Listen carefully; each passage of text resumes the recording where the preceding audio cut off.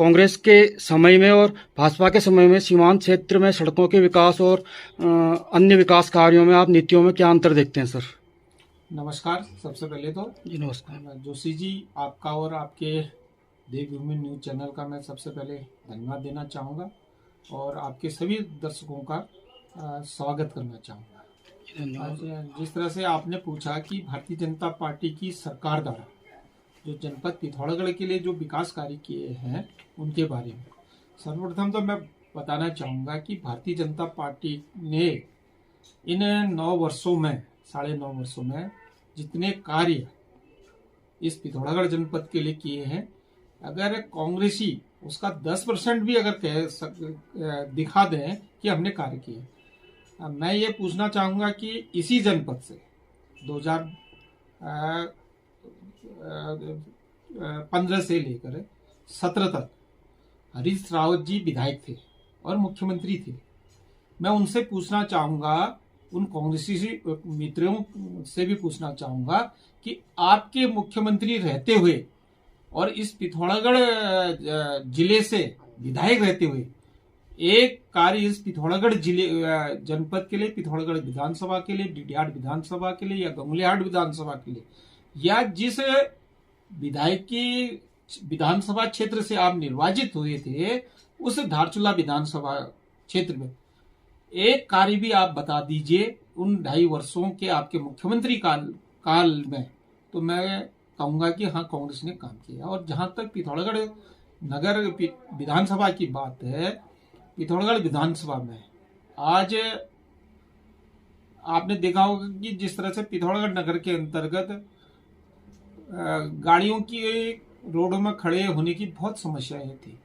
आज भारतीय जनता पार्टी की सरकार ने, माननीय मुख्यमंत्री जी ने 4 पार्किंगें बन चुकी है, 2 पार्किंगों का कार्य चल रहा है, एक और लगभग 60 करोड़ की पिथौरागढ़ नगर को पार्किंगों जो सड़कों में अनेक गाड़ियां खड़ी रहती थी उनको पार्किंग बनाकर पिथौरागढ़ नगर की यातायात व्यवस्था को ठीक करने का काम किया है। दूसरा, जो सबसे बड़ी समस्या थी पिथौरागढ़ नगर की, पेयजल समस्या, मैं उन कांग्रेसी मित्रों से पूछना चाहता हूं कि आपकी 2012 से 17 तक सरकार रही, इन 5 सालों में आंवला घाट पेयजल योजना के लिए आपकी कांग्रेस की राज्य सरकार द्वारा कितनी धनराशि आवंटित की गई थी?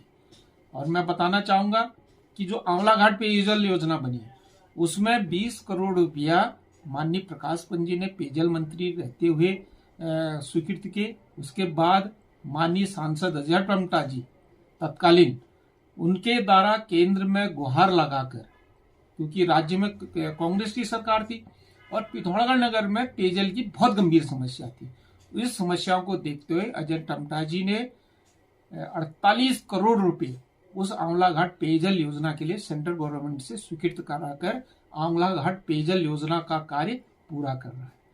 दूसरी बात, आज आपने देखा होगा मेडिकल कॉलेज एक रिकॉर्ड है कि 3 वर्षों में इतनी बड़ी योजना, लगभग 7.5 अरब रुपए से भी अधिक की धनराशि का मेडिकल कॉलेज केंद्र की सहायता से पिथौरागढ़ में बनने जा रहा है।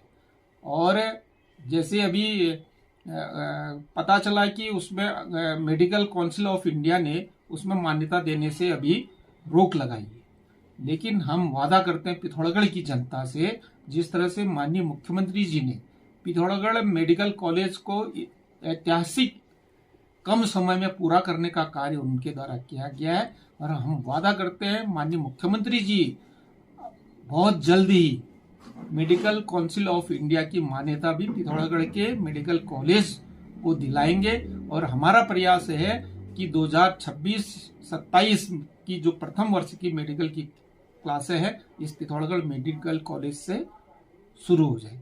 उसके अलावा अनेक ऐसी सड़कें हैं जिन सड़कों में मैं पूछना चाहूंगा कांग्रेस के जनप्रतिनिधियों से, कांग्रेस के विधायक से, इन 5 वर्षों में आपने पिथौरागढ़ विधानसभा की कितनी सड़कें स्वीकृत कराई? और मैं कांग्रेसी मित्रों से एक चीज कहना चाहूंगा चाहे जितने भी बड़े काम होते हैं तो वो खुद श्रेय लेने के लिए अपने विधायक को आगे कर देते हैं। लेकिन जब कोई छोटा काम जो विधायक या ब्लॉक प्रमुख के स्तर का है वो कार्य नहीं होता है, जो जबकि जिम्मेदारी ब्लॉक प्रमुख विधायक की जिन कामों को पूरा करने की जिम्मेदारी उनकी होती है, अगर वो काम नहीं कर पाते तो उसका दोष वो सरकार को देते हैं। और जो बड़े काम जो उनके स्तर के नहीं है, जो विधायक एक कोई काम नहीं कर सकता है, जो सरकार द्वारा जिस कार्य को पूरा किया जाता है उसका श्रेय लेने के लिए वो सबसे आगे आते हैं। और मैं आपको बताना चाहूंगा कि दर्जा दायित्वधारी, इस आपने देखा होगा कि चाहे भाजपा की सरकार रही हो या कांग्रेस की सरकार रही हो, मैं पूछना चाहूंगा कि कितने दायित्वधारियों ने अपने अपने क्षेत्र में कितने काम किए। और मैं बड़े गर्व से कहना चाहूंगा कि माननीय मुख्यमंत्री जी के आशीर्वाद से पिथौरागढ़ जिले के लिए, पिथौरागढ़ विधानसभा के लिए जितने कार्य मेरे द्वारा स्वीकृत कराए गए हैं, मैं चैलेंज देता हूं उतने कार्यों का 10% भी किसी कांग्रेस के दायित्वधारी या अन्य दायित्वधारियों ने स्वीकृत कराए हैं, तो मैं चैलेंज देता हूं कि वो धरातल पर आके लोगों को दिखाएं। कुछ लोगों ने कांग्रेस विधायक मयूख मुखर्जी जी को विकास पुरुष की संज्ञा दी गई है, तो इसको आप किस तरह से देखते हैं? देखो, कुछ लोगों को, उनके समर्थक कुछ लोगों द्वारा किसी को विकास पुरुष की संज्ञा देना विकास पुरुष नहीं होता है। मैं पूछना चाहूंगा, अगर 10 साल उनको पिथौरागढ़ विधानसभा का नेतृत्व करते हुए हो गए 2012 से 17 और 2022 से 27 तक, अगर उन्होंने विकास के काम किए हैं तो दिखाए ना, लोगों को दिखाए। उनकी द्वारा चिट्ठियां जो किसी डिमांड को लेकर गए, कभी मुख्यमंत्री से मिले।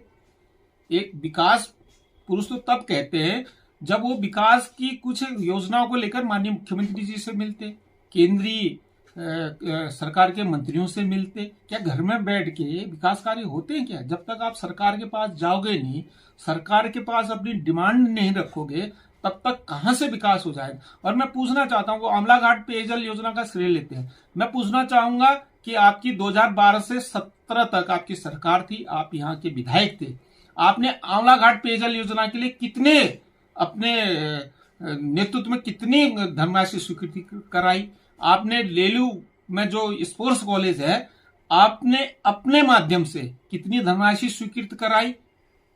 उसके अलावा आप जो पिथौरागढ़ के विकास की बातें करते हैं, आप दिखाइए ना, ब्लूप्रिंट तैयार करें। मैं तो कब से कहता हूं, अगर आपने विकास काम किया, आपने मेडिकल कॉलेज के लिए कितनी धनराशि स्वीकृत करवाई? आपने पिथौरागढ़ की सड़कों के लिए कितनी धनराशि स्वीकृति कराई? या पिथौरागढ़ के पर्यटन स्थलों के विकास के लिए कितनी धनराशि स्वीकृति कराई? आप दीजिए अपने कार्यकाल में, आप अपने पत्रों का हवाला दीजिए ना, तब तो हम कहेंगे। आप अपनी सरकार में जिस आमला घाट पेयजल योजना का आप श्रेय लेते हैं, कि आप बताएं कि आपने कितनी धनराशि स्वीकृति करवाई इन 5 सालों में। हाल ही में और हम दावा करते हैं उस आमला घाट पेयजल योजना के लिए भी, जब भारतीय जनता पार्टी की सरकार थी 2012 से पहले, जब प्रकाश पंत जी पेयजल मंत्री थे, उनके द्वारा जो टोकन मनी जारी की गई थी 10 करोड़ की, उसके द्वारा आपके द्वारा काम कराया गया था। उसके बाद आपके पास पैसे नहीं थे जब आपकी सरकार थी, तब जाके माननीय अजय टम्टा जी ने सांसद रहते हुए एनडीए सरकार से 48 करोड़ रुपए की धनराशि लाकर उस आमला घाट पेयजल योजना को पूरा करने का कार्य किया था। आपने नैनी सैनी एयरपोर्ट के लिए क्या काम किया, आप बताइए ना। अगर इन सब कामों को आपने किया है तो आप अपना श्वेत पत्र जारी करें कि मैंने इस दिनांक इतने इतने को ये चिट्ठी दी और मैं दिनांक इतने इतने को ये धनराशि लाया। जहां तक बात आप कह रहे हो कि कांग्रेस के लोग ये कह रहे हैं कि कांग्रेस द्वारा किए गए कार्यों को भाजपा अपने कार्य मान रहे, मैं तो कह रहा हूं कि हम तो जियो के साथ आपके पास आ रहे हैं। हमने जितने भी काम कराए, गणेश भंडारी ने जितने काम कराए हैं, या भारतीय जनता पार्टी की सरकार ने जितने काम कराए हैं, हम उस हर चीज का जियो देने के लिए तैयार है। हम चाहे आमला घाट पेयजल योजना हो, चाहे मेडिकल कॉलेज हो, चाहे पिथौरागढ़ की सड़कें हो, या स्पोर्ट्स कॉलेज हो। आपको यकीन नहीं होगा, लेलू में स्पोर्ट्स कॉलेज बन रहा है, और लेलू में जो बॉक्सिंग रिंग बना है, जहां पर राष्ट्रीय स्तर की बॉक्सिंग प्रतियोगिता हुई थी, उसके लिए जो 56 करोड़ की धनराशि माननीय पुष्कर सिंह धामी जी ने रिलीज कराई थी, तब जाके लेलू स्पोर्ट्स कॉलेज में जो विश्व स्तरीय बॉक्सिंग रिंग बना है, ये भारतीय जनता पार्टी की उपलब्धि है। और पिथौरागढ़ जनपद में पहली बार अगर किसी ने राष्ट्रीय स्तर की कोई प्रतियोगिता कराई है, वो पुष्कर सिंह धामी है। और पुष्कर सिंह धामी ने इस पिथौरागढ़ का बेटे होने का जो फर्ज है वो पूरा किया है। इस बार काशी सिंह ऐरी जी भी मुख्यमंत्री पद का उनको चेहरा घोषित किया गया है यूकेडी द्वारा, और पिथौरागढ़ से विधायक का चुनाव लड़ने की उन्होंने घोषणा की है। उनका कहना है कि उन्होंने उत्तराखंड राज्य बनाया, जनता को इस बार उन्हें मौका देना चाहिए। इस बारे में क्या कहेंगे? देखो, काशी सिंह ऐरी जी हमारे बहुत ही बुजुर्ग नेता हैं, और काशी सिंह ऐरी जी से मैं इतना ही कहना चाहूंगा कि जितनी उत्तराखंड राज्य की लड़ाई आपने लड़ी है, उतनी लड़ाई हम लोगों ने भी लड़ी है। तब हम छात्र राजनीति करते थे, और जो उत्तराखंड राज्य आंदोलन की लड़ाई यूकेटी कहती कि हमने लड़ी है, वो यहाँ के युवा ने लड़ी है। छात्र नेताओं ने उत्तराखंड राज्य की लड़ाई लड़ी है। जब 1994 उत्तराखंड राज्य आंदोलन की शुरुआत हुई 17 जुलाई 1994 में पिथौरागढ़ डिग्री कॉलेज से मंडल कमीशन की सिफारिशों के विरोध में वो आंदोलन शुरू हुआ था। लेकिन उत्तराखंड क्रांति दल ने धीरे धीरे उसको उत्तराखंड राज्य की लड़ाई में परिवर्तित किया था। लेकिन उत्तराखंड राज्य की अगर लड़ाई लड़ी है तो यहाँ के युवाओं ने लड़ी, न कि किसी दल ने लड़ी है। और इस राज्य को बनाने के लिए अगर किसी ने योगदान दिया है, वो स्वर्गीय श्री अटल बिहारी वाजपेयी जी ने इस उत्तराखंड वासियों को उत्तराखंड राज्य दिया है। और जो काशी सिंह ऐरी जी कह रहे हैं कि मैं पिथौरागढ़ विधानसभा से चुनाव लड़ूंगा, वो तो, और दूसरा मुख्यमंत्री पद का दावेदार, माननीय काशी सिंह ऐरी जी तो 2002 से मुख्यमंत्री पद के दावेदार हैं, और विगत 2 चुनाव से वो लगातार अपनी जमानत जब्त कराते आ रहे हैं।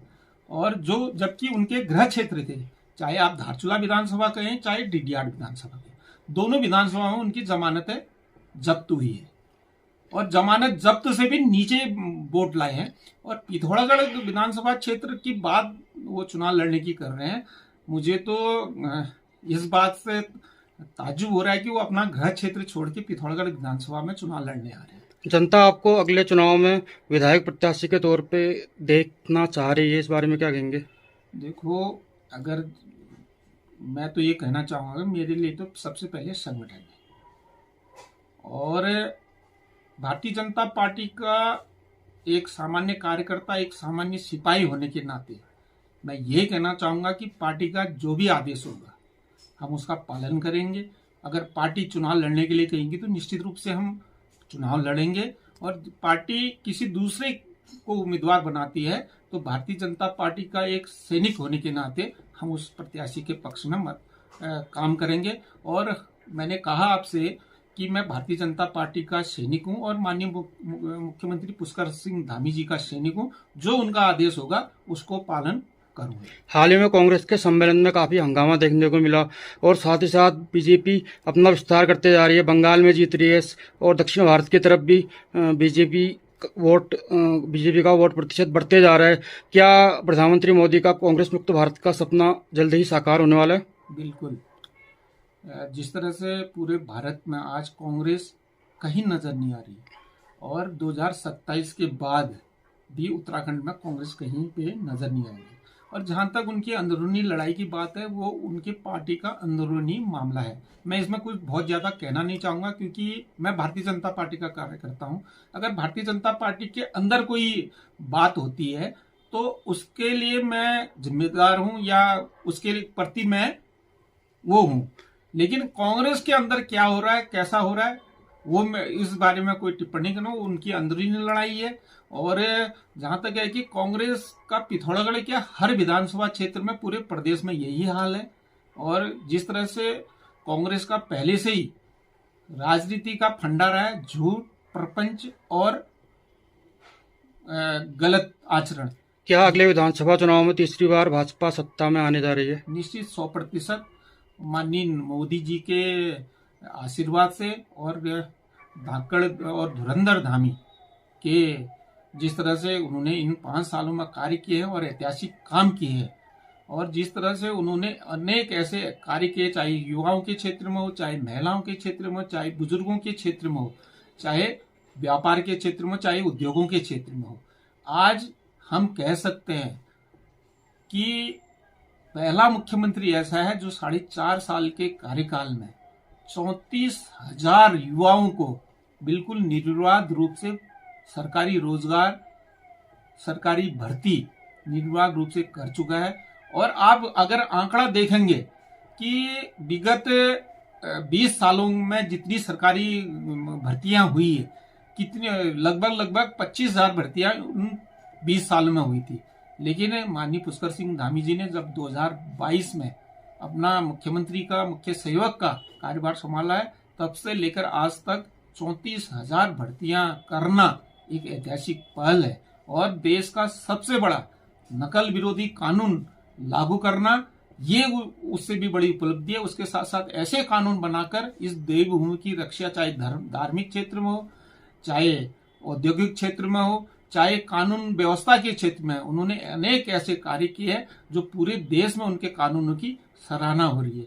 आज आप देख रहे होंगे पिथौरागढ़ पर्यटन की, धार्मिक पर्यटन की दृष्टि से आज पूरे विश्व, भारतवर्ष में नहीं पूरे विश्व में पिथौरागढ़ की चर्चा हो रही है। आज जिस तरह से उन्होंने आदि कैलाश यात्रा को शुरू कर एक पिथौरागढ़ को पर्यटन के क्षेत्र में एक नए आयाम स्थापित करने के उन्होंने नए पंख लगाए, और आने वाले वर्षों में पिथौरागढ़ पर्यटन की दृष्टि से, धार्मिक पर्यटन की दृष्टि से बहुत आगे होगा। और जिस तरह से आज हम देश की राजधानी और प्रदेश की राजधानी में हवाई यात्रा से जुड़ चुके हैं, आने वाले वर्षों में माननीय मुख्यमंत्री जी का मानना है कि देश के अन्य महानगरों के लिए भी हम पिथौरागढ़ नैनी सैनी हवाई पट्टी से विमान सेवा शुरू करने वाले हैं। और निश्चित रूप से उनके ऐतिहासिक कार्यों से मुझे लगता है कि 2027 में उत्तराखंड की जनता, देवभूमि की जनता माननीय मुख्यमंत्री जी को तीसरी बार नेतृत्व देकर इस उत्तराखंड को